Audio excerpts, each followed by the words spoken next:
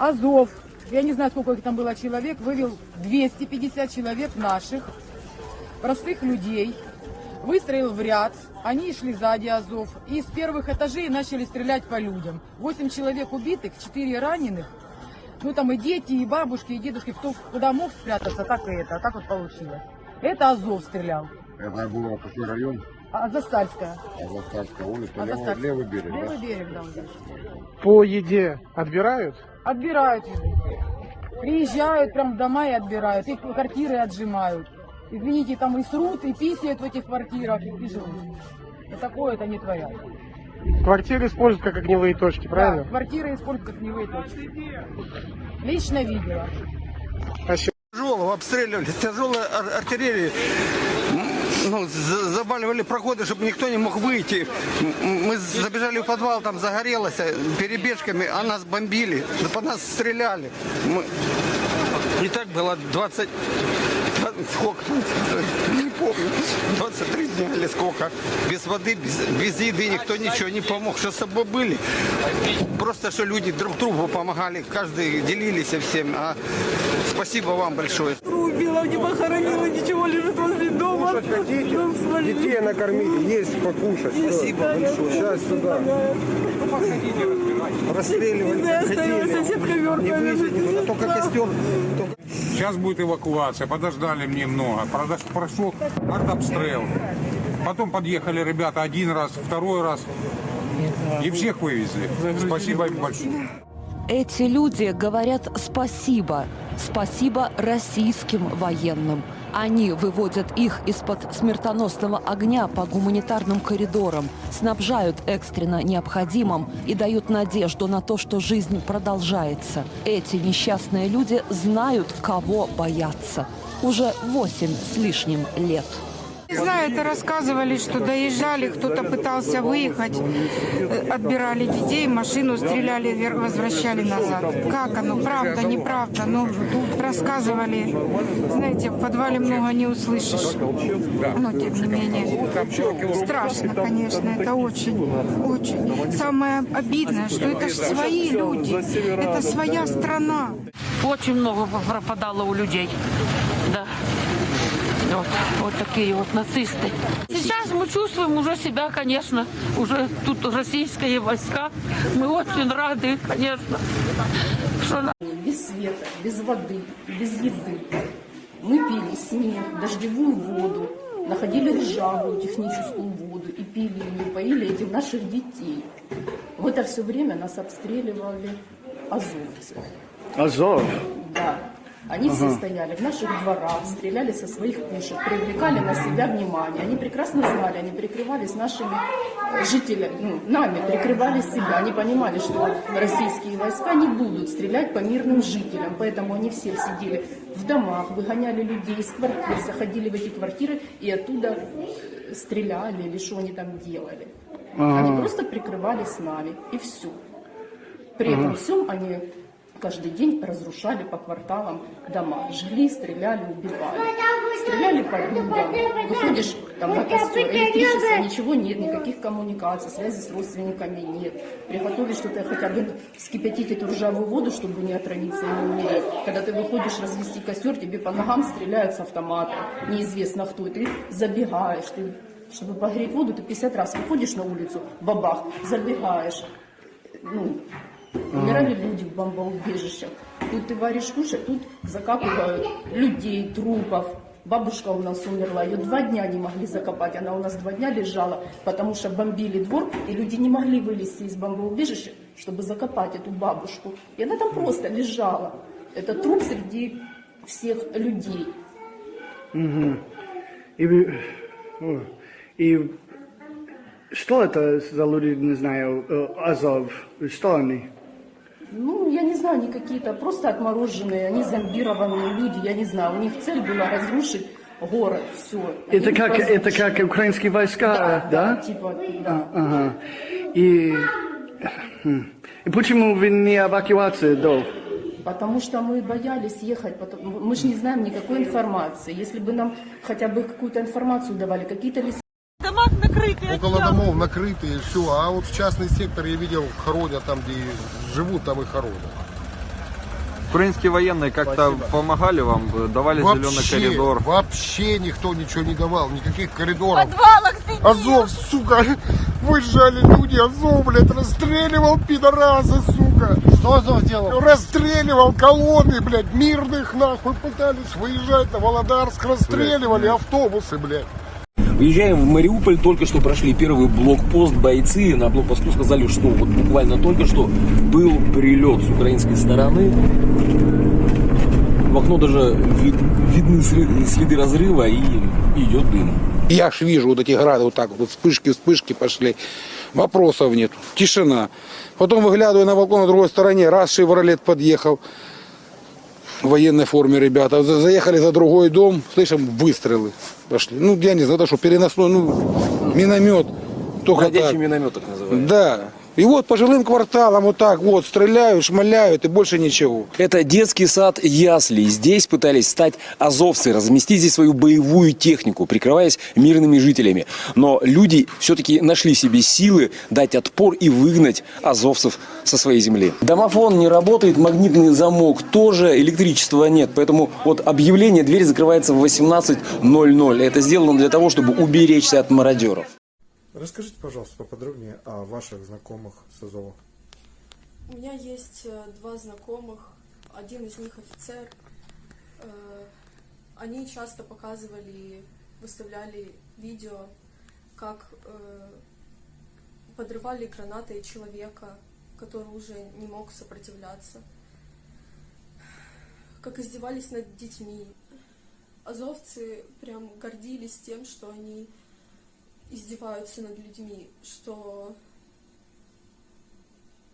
они убивают всех, даже обычных людей, которые ни в чем не виновны, которые прячутся от бомбежек и не знают, как выжить. С самого Мариуполя никто никого не выпускает. Нам просто повезло. Просто, ну, если возле двора ставят уже орудия, то как бы это уже есть нехорошо. Военные действия ведутся в гражданских кварталах, там, где люди живут. Позиции ВСУ после отступления были в гражданских кварталах. А сидели до последнего. Просто уже вытащили ребята за шкирку и сказали, что будет очень тяжело. И лучше гражданским покинуть. Все прошло хорошо.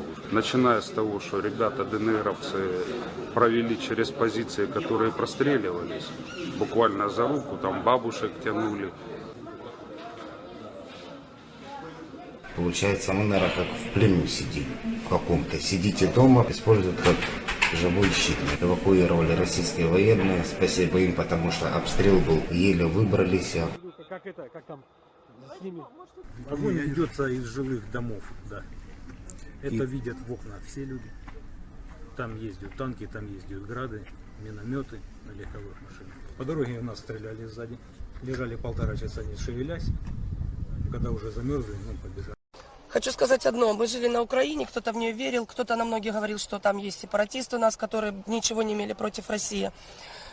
Я хочу передать огромный привет мэру города Мариуполя, который не включал достойно сирены, который за 8 лет войны не подготовил ни одного бомбоубежища. Подвалы наши сыпались, рушились, которые в пыли.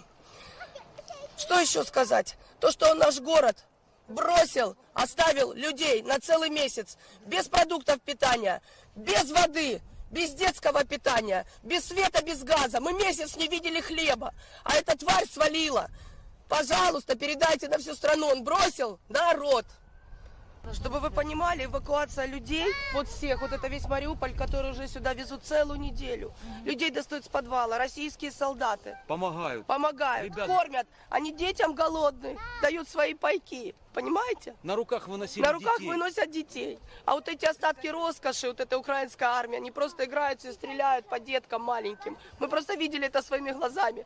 Это вы должны показать на весь мир. Не только Украина говорит, что она красивая страна. На весь мир покажите. Эвакуацию всех людей производили русские войска. Ни один украинский военный не выводил нас с подвалов. Ни один. Потому что нас И еще вопрос. Я в политике слаба. Я не воин. Но то, что я увидела своими глазами, Я считаю, если охраняют город, они должны стоять на окраинах. Если вы не можете его выстоять, бросайте автоматы, сдавайтесь, уходите. Они начали прятаться в жилых кварталах, в школах, в садиках. Где жилые дома? Они зашли. Больше никого не было. И тех, кого ловили за жопу русские войска, они сказали, мы живыми отсюда не выйдем, мы будем закрываться живым мясом, живое мясо, которое выжило. Вот и все. На весь мир передайте, как Украина. Спросили, можно пройти проспект Мира. Стояли на 9-этажке, в окне стояли азовцы. Азовцы стояли, спросили, куда вы претесь. Мы сказали, нам надо пройти проспект Мира, потому что на Зелинского оставаться не вариант. У нас плита подвальная рухнула, мы не могли остаться. Спросили, можно пройти, сказали, проходите. Мы проходим проспект Мира, и нам с окна вслед 9 пуль с автомата под ноги, прямо трассирующие красные патроны. Просто под ногами пролетают. Ни по кому повезло, ни в кого не зацепило, зашли во дворы, а дальше нас ДНРовские солдаты направили, куда идти, и вышли вот сюда, 18-й. Вы откуда, с Зеленского улицы? Зеленского 23. А что там случилось? А там дом полностью сгорел. Там дом сгорел? Там все дома сгорели. Там, короче, черный уголек. Там плита рухнула, и уже 2 раза пожар был. И в подвале тоже там был пожар, трубы их горели. 2 раза пожар был. Пластиковые трубы горели в подвале. А что там стояло? Газ, вода. Что там стояло? 2 БТРа на доме стояло. С угла дома и сзади. Нет. Баррикадировались. Кто они? Азовцы. Забаррикадировали 1-8 подъезд с 1 по 5 этаж. Нас сначала не выпускали, потом в дом. Не знаем кто, откуда, что. В дом залетели трассирующие зажигательные с беттера. Фосфорные патроны залетели. Подожгли дом. Они в доме какое-то время были. Потом вышли. Бегали по горящему дому, по горячему, мы его тушили, нам дали потушить, что смогли. А когда они убегали, подожгли еще раз дом, вышли через окно, сели на беттеры и уехали. И оставили в доме из домов люди, которые не побоялись. Из одной квартиры 3 миномета вынесли, пулеметы выносили, снаряды выносили из горящих квартир, чтобы не взорвали на улицу. И на утро опять пришли азовцы. Поставили пулемет с горевшим домом. Понятно. То есть у вас сейчас родственников нигде нет, куда можно уехать? Нету. Кроме вот 7-го этажа нету. На 7-м этаже больницы. А как зовут вас? Лера, Артем и Илья. Фамилии говорить? Не надо фамилию. Сейчас этот скажи. Перебитые все аптеки, перебитые все магазины, все везде перебито. Они приезжают, среди дворов ставят автоматы, вернее, эти пулеметы, вот эти непонятные, я не знаю, вот этих я не могу ответить конкретно, какие снаряды. Но факт тот, что они приехали во дворах, там, где школы, там, где люди. Они оттуда вас стреляют, я не знаю, мне просто нет слов. Люди бедные, те, которым у них нечем выехать, у них нету транспорта. Мы уезжали, они плакали, они рыдали. Им просто нету транспорта, нечем выехать. Выезда никакого официального нет. Мы на свой страх и риск. Вот, нам сказали, что можно сегодня выехать. Мы собрались в 2 секунды. Самое необходимое, вот так вот позакидывали в машину и поехали. Моя соседка забрала маму свою с 23-го микрорайона. Сказали, что да, они зашли, 2 9-этажки, они полностью людей выселили и сами туда заселились. Люди с пакетами поуходили все, со слезами на глазах, искать какие-то себе убежища. А власть вообще как организовывала там работу, учитывая вот эту деятельность? Вообще можно ли считать, что власти, там, полиция, служба безопасности Украины и так далее, они не имели никакого веса настолько, насколько имел Азов там? Или, Я так понимаю, что нет, потому что, допустим, нас оставили полностью без света, без воды, без отопления. То есть мы остались полностью, которого нам, как никому не нужны, понимаете, люди. Вот правда. Вот у меня такое ощущение, что нас просто бросили и нами прикрывались. А информацию не доводили только, что вооруженные силы организовывали коридоры? Нет. Никому нам ничего. Вот даже я спрашивала, когда приезжал к нам во двор волонтер, я вышла, я спросила, потому что у нас, там нужны лекарства некоторые, там есть такие люди, которые инсулин нужен. Вот, я вышла, он говорит, инсулина вы нигде не найдете, он мне сразу сказал. Я говорю, продукты. Поймите, у нас дети, у всех дети, может хоть что-то. Да, нам привезли 1 раз продукты. Я вам честно скажу, я детям 3 печенюшки, что я успела взять. Это просто. Особого нам никто ничем нам не помогал. Я спросила у этого волонтера, какие-то есть у нас выезды? Он говорит, нет. Это акт. Стреляли по нас, Азов стрелял, Азов. Мы это лично видели. Я лично видела. Пусть все знают, пусть весь мир знает. Азов и правый сектор нас убивал. Просто-напросто, тупо, понимаете? Гора, вот эта Шлаковая гора, Азовсталь. Они оттуда стреляли по частному сектору. Они полностью все уничтожили, полностью. Весь левобережный район, понимаете? Его восстановить нереально. Его нереально восстановить. Машину, да? Нас обстреляли машину без предупреждения. Это где? В На гостинице «Азовсталь». Мы хотели выехать с левого берега. И на вас На вас гостинице обстреляли? «Азовсталь» без предупреждения обстреляли 2 машины. Наши машины стреляли по ногам, попали, я была за рулем, мне в порог и мужу в порог, хотели, видать, тоже нам по ногам. А заднюю дверь обстреляли полностью, и вот результат, дочь моя по касательной, мамы 2 насквозь ноги. У ребенка сзади пяточка тоже по касательной. Ужас. Вторая машина, которая ехала с нами, мужчине, кто был за рулем, 2 насквозь пули прошли. У жены бедро тоже простреленное насквозь. Дети, слава богу, чудом не пострадали. У него А даже... видно было, кто стрелял? Азов, ВСУ? Мы остановились, и мы кричали, мы мирные, мы хотим выехать, пропустите нас. У нас вся машина была обклеена, дети. Мы кричим им, пожалуйста, пропустили. Они на украинском языке нам отвечают, геть звідси.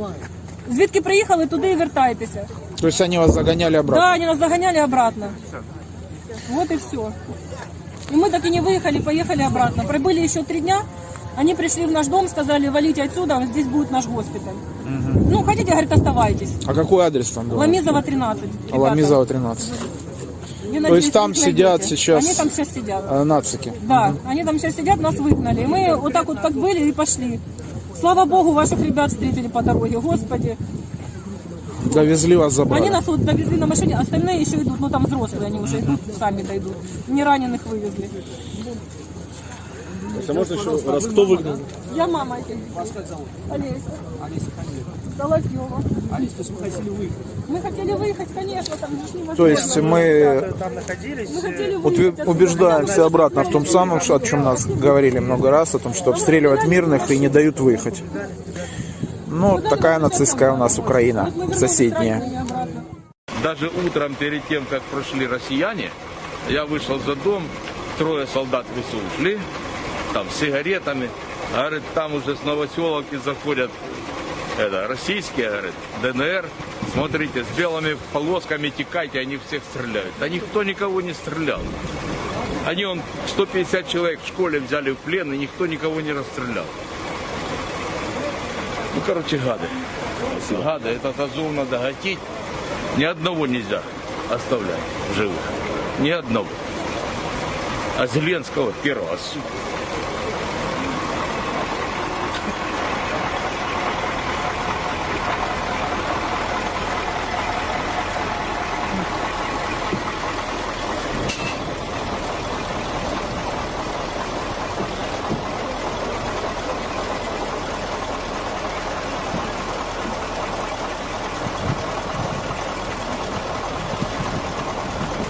Посадить на кол, посади этого пускать, каждый день собаку. Что ж ты сделал?